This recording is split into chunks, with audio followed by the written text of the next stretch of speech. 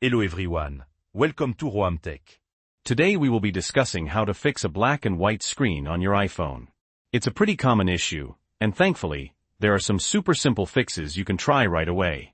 In this video, we'll cover the most likely reasons why your iPhone screen turned monochrome, and I'll walk you through the steps to revert it back to glorious color. So stick around, it's easier than you think. But before we dive in, if you find this video helpful, please give it a like.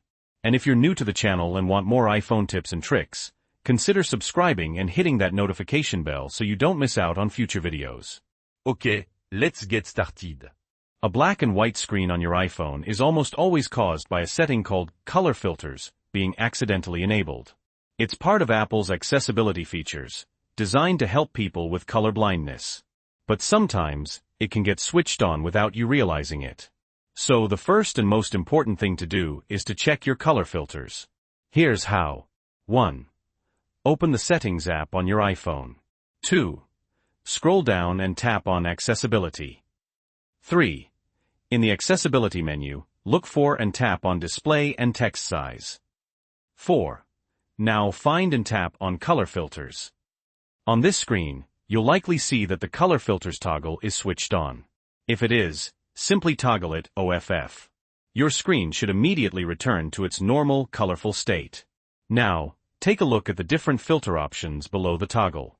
The most common culprit is grayscale, which completely removes all color. Experiment with the other filters like deuteranopia, protanopia, and tritanopia to see how they affect the display. If you need these filters for accessibility reasons, this is where you can customize them.